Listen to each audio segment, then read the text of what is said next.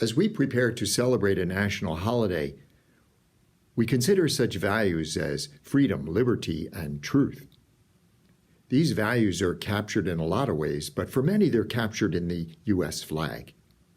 However, not all find those values of freedom, liberty, and truth in that flag. Especially for our Black sisters and brothers, they consider the values of and ideals of freedom, liberty, and truth captured in another flag, a flag called the flag of Juneteenth, the 19th of June, commemorating when in 1865 General Granger came to Galveston, Texas, to tell the slaves there that the Civil War had ended and that the Emancipation Proclamation of 2.5 years earlier was now to be fully implemented. Freedom, liberty, and truth. Joseph Ellis, a prominent American historian, Pulitzer Prize winner, wrote a book titled American Dialogue, a dialogue with 4 of the founding fathers. In the first section, it's a dialogue between Thomas Jefferson and James Baldwin over the issue of race. First, Thomas Jefferson. He describes Jefferson coming to Philadelphia in June of 1776 to write this document of emancipation for the colonies. Jefferson would descend from a very ornate carriage in Philadelphia, attended by 3 very finely attired slaves. Slaves that would always be around Jefferson on his travels and in his home in Virginia. Jefferson did not believe in the equality of blacks. He thought they were inferior. Yet he was tormented by the notion of having slaves. He convinced himself that slavery would go away because it would be considered ultimately an anachronistic business proposition and end by the middle of the 1880s.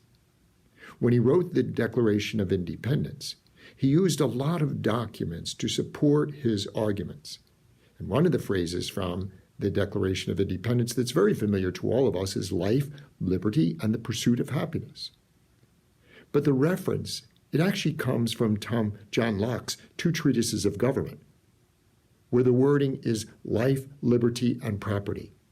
Jefferson replaced property with pursuit of happiness so as not to allow slaves to be the inheritors of property.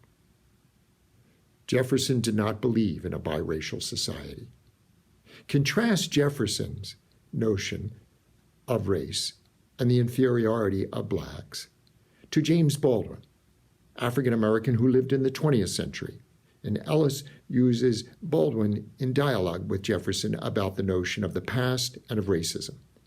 James Baldwin says, yes, the past needs to be considered because it provides coherence to what we currently understand and experience. James Baldwin takes a deep look at the 13th, 14th, and 15th Amendment, the amendments of the Civil War, the amendments that ended slavery, that brought about equal justice under the law, and made slaves citizens, as being unsuccessful in their intent.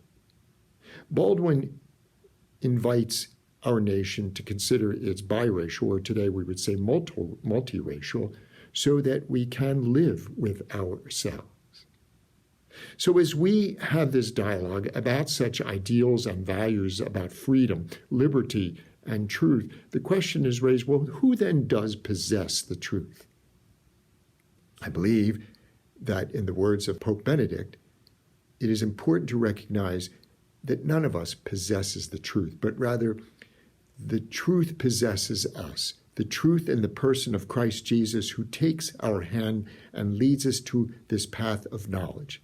The path of knowledge where we understand the scriptures, the Hebrew scriptures, in the first book of the Bible, Genesis, 1st chapter, 26th verse, where we hear, let us make man and woman in our image and likeness. We're taken to a place of knowledge that we have a shared humanity.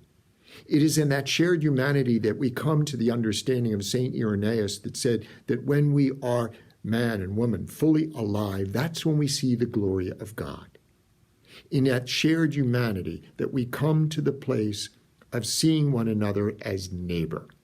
Seeing one another as neighbor, that is the place of truth to which this Christ Jesus brings us. taking us by the hand to this place of freedom, liberty, and truth. The truth that possesses us and brings us to this place of a shared humanity, an appreciation for that humanity, a celebration of it, and an understanding that we live together in freedom, liberty, and truth.